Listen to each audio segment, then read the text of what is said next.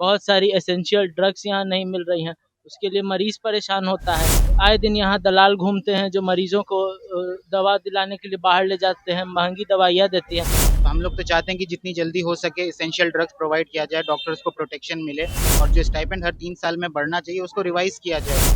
Drugs जो है available नहीं रहता है, जो बहुत ज़रूरी ड्रग्स भी है 1-2-4 जो अगर नहीं दिया गया टाइम पे तो बच्चा का मतलब बहुत लाइफ सेविंग ड्रग्स है वो। तो पेशेंट पार्टी अपना आपा खो के सीधे डॉक्टर को ब्लेम करते हैं, वहाँ पे हाथापाई स्टार्ट हो जाता है। क्योंकि उसके लिए भी सिर्फ़ और सिर्फ़ डॉक्टर ज़िम्मेवार है, जो कि हमारे हाथ में नहीं है, ये तो सरकार का काम है कि दवा उपलब्ध कराएँ। अटेंडेंट या फिर जिसे परिजन कहते हैं मरीज़ का, वो लोग डॉक्टरों से बदसलूकी, महिला डॉक्टरों से बदसलूकी। पीएमसीएच के व्यवस्थाओं को सुदृढ़ करने की मांग उठ रही है और मांग उठा रहे हैं पीएमसीएच के डॉक्टर।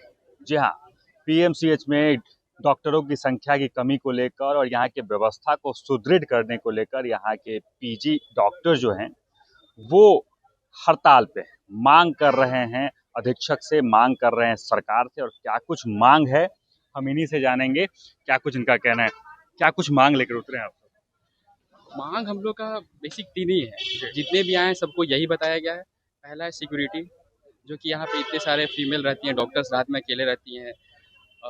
अटेंडेंट एक पे यहाँ पे नियम है कि एक पास पे एक अटेंडेंट को अलाउ करना है, लेकिन रस में 10-10 लोग आ जाते हैं एक बार। उस बीच अगर एसेंशियल मेडिकेशन नहीं रहती है, जो कि बेसिक रिक्वायरमेंट है इमरजेंसी बच्चों के लिए, वो अगर नहीं मिलता है, अब हम लोग उसको मजबूरन बाहर से लिखते हैं लाने के लिए। उस बीच में अगर बच्चा को कुछ होता है तो पेशेंट पार्टी अपना आपा खो के सीधे डॉक्टर को ब्लेम करते हैं, वहाँ पे हाथापाई स्टार्ट हो जाता है। क्योंकि उसके लिए भी सिर्फ और सिर्फ डॉक्टर जिम्मेवार है, जो कि हमारे हाथ में नहीं है, तो सरकार का काम है कि दवा उपलब्ध कराए। हमारा काम है कि उसको सही टाइम पे उसको दे सके। दूसरा है कि यहाँ पे ड्रग्स जो है अवेलेबल नहीं रहता है, जो बहुत ज़रूरी ड्रग्स भी है 1-2-4 जो अगर नहीं दिया गया टाइम पे तो बच्चा का मतलब बहुत लाइफ सेविंग ड्रग्स है वो सब।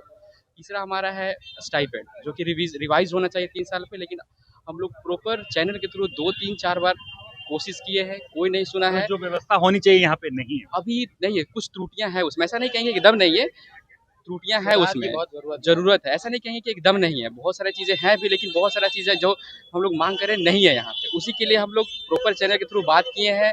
स्टाइपेंड का बात हमारा 3 साल से चल रहा था कि हर 3 साल के बाद रिवीजन होगा। इस बार 6 महीना जनवरी में ही लागू होना था, अभी अगस्त आने वाला है। इसके पहले हम लोग प्रॉपर जो चैनल होता है उसके थ्रू गए, वहाँ पे कोई कुछ नहीं सुना। तो ये इतने सारे मुद्दे हैं, तो हम लोग सब जो अनियमितता की खबरें बाहर आती रहती हैं उसमें कितनी सच्चाई है? लगातार अनियमितता पे तो सवाल उठते रहते हैं। हाँ, तो जहाँ त्रुटि होता है वहीं तो सवाल उठेगा ना, अगर सब चीज़ सही रहेगा तो सवाल क्यों उठेगा? बात ये भी है। आपका क्या नाम है? Doctor Abdul Rahman, JR1, department of paediatrics. क्या लग रहा है कि ये जो अनियमितता है, नए जो स्वास्थ्य मंत्री बने हैं वो सब कुछ सुदृढ़ कर पाएंगे? उम्मीद है, कोशिश हम लोग कर रहे हैं, प्रॉपर चैनल के थ्रू भी पहले गए थे बट कुछ उसमें हुआ नहीं है। हम लोग को भी स्ट्राइक करना पड़ रहा है, हमें कोई पसंद थोड़ी, यहाँ पे पेशेंट परेशान हो रहे हैं, हम लोग परेशान हो रहे हैं। तो हम लोग तो चाहते हैं कि जितनी जल्दी हो सके एसेंशियल ड्रग्स प्रोवाइड किया जाए, डॉक्टर्स को प्रोटेक्शन मिले और जो स्टाइपेंड हर 3 साल में बढ़ना चाहिए उसको रिवाइज़ किया जाए। बस बेसिक डिमांड्स हैं, ऐसा कुछ है नहीं कि हम लोग कुछ बहुत स्पेशल। पहले भी आप सब लगातार इस प्रकार से मांग को लेकर उतरे हैं, लेकिन क्या उसमें सुनवाई होती है या ऐसे ही मांग करते हैं और इसको बात को ठंडे बस्ते में डाल दिया जाता है? देखिए, वो फिर से कोशिश की जा रही है, अब जो भी नतीजा निकलेगा आप लोग को बताया भी जाएगा, आप लोग को पता भी चलेगा, उस हिसाब से फिर आगे का कोर्स ऑफ एक्शन डिसाइड होगा। अभी यही के क्या नाम हो आप? मेरा नाम आशीष कुमार हुआ, मैं 3rd ईयर MBBS स्टूडेंट हूँ। क्या लगता है कि पीएमसीएच की स्थिति जो एक बड़े अस्पताल की होनी चाहिए वैसी नहीं है? है, लेकिन पूरी अभी वैसी नहीं है, मतलब इसमें भी थोड़ी सी कमी है। जैसे कि अभी दवाई आ रहा है तो पूरी दवाई अभी यहाँ पे नहीं मिल पाती है, इसके लिए पेशेंट को तकलीफ होती है, जिस वजह से कभी कभी मारपीट का भी हमें सामना करना पड़ जाता है। मारपीट होती है। कल भी यहाँ पे इंसिडेंट हुआ है।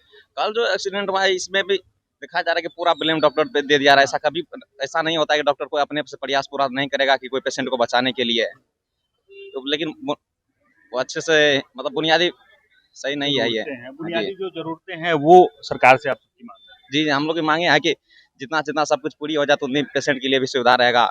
और जैसे कि स्टेपलेंडर भी है, ये भी हम लोग को नहीं मिलता, थोड़ा परेशानी का सामना करना पड़ता है महीने में, फिर सब कुछ हर चीज़ महंगाई हो गई है। देखिए और भी लोग हैं, क्या नाम हो आप? मैं डॉक्टर यश प्रकाश, 1st year PG MSc NT। क्या लग रहा है कि जो मांग लेकर उतरे हैं क्या सरकार उस पर सुनवाई करेगी? देखिए, हमारे सुपरिटेंडेंट सर हमारे समर्थन में हैं। वो एक 5 सदस्यीय टीम को लेके गए हमारे रिप्रेजेंटेटिव्स को स्वास्थ्य सचिव से वार्तालाप करने, और उससे क्या परिणाम आता है आप मीडिया के साथियों को हम बता दें। पहले भी आप सब यहाँ कुछ महीनों पहले इसी मांग को लेकर उतरे। हाँ, सुरक्षा और हमें सही वेतन देने की मांग हम बहुत दिन से उठा रहे हैं और बिहार सरकार की नीति है कि हर 3 साल पे जूनियर डॉक्टर्स के वेतन में वृद्धि की जाए। लेकिन इस मांग को इस बार पूरा नहीं किया जा रहा है और इसके ये सही बात है कि हम कुछ दिन पहले भी हड़ताल किए थे इसी बात के लिए, सुरक्षा और वेतन के लिए, लेकिन इस मांग को नहीं सुना गया था। पीएमसीएच में अनियमितता है। कई अनियमितताएं हैं। अभी इस बड़ा सा भव्य बिल्डिंग तैयार कर दिया गया है लेकिन स्टाफ की कमी है। बहुत सारी एसेंशियल ड्रग्स यहाँ नहीं मिल रही हैं, उसके लिए मरीज परेशान होता है।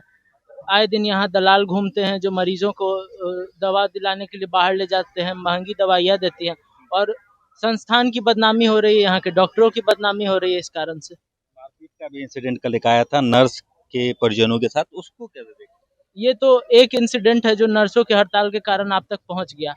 अमूमन तो अमूमन देखते आए रहते हैं। दिन यहाँ कोई ना कोई अटेंडेंट या फिर जिसे परिजन कहते हैं मरीज का, वो लोग डॉक्टरों से बदसलूकी, महिला डॉक्टरों से बदसलूकी, गाली गलौज, मारपीट करना, ये आए दिन की घटनाएं हैं। क्योंकि आप प्रदर्शन कर रहे हैं तो हम आप ही कहने तो पत्रकार भी सेफ नहीं होते हैं, मतलब अगर आके यहाँ दिखाए सही बात है क्योंकि यहाँ राज्य के हर प्राइवेट हॉस्पिटल में जब मरीज मरने लगता है उससे मोटी रकम ऐंठने के बाद कह दिया जाता है पीएमसीएच चले जाओ। वो आर्थिक रूप से टूटा हुआ रहता है, मानसिक रूप से टूटा हुआ रहता है, मरीज मरने वाला रहता है और वो यहाँ आता है। इसलिए यहाँ हमेशा एक भय का वातावरण, एक संघर्ष का वातावरण बना रहता है। इसके लिए भी हमें सरकार से मांग है कि यहाँ क्या कहते हैं, जो रेफरल की भी सिस्टम है उसके में भी सुधार किया जाए। चलिए हमारे साथ पीएमसीएच के तमाम पीजी जो डॉक्टर हैं, फर्स्ट ईयर के, सेकेंड ईयर के, थर्ड ईयर के जो तमाम डॉक्टर हैं, उन्होंने अपनी बातों को रखा है। देखिए यहाँ की व्यवस्था पे सवाल खड़े कर रहे हैं, यहाँ की अनियमितता पर भी सवाल खड़े हो रहे हैं और यहाँ की व्यवस्था को सुदृढ़ करने की मांग जो है वो रख रहे हैं। बाकी कब पीएमसीएच की व्यवस्था सुदृढ़ होगी, कब यहाँ से भय का माहौल खत्म होगा, इन तमाम चीज़ों पर भी हमारी खास नजर बनी रहेगी। हमारे साथ जुड़े रहें और देखते रहें सच टॉक्स।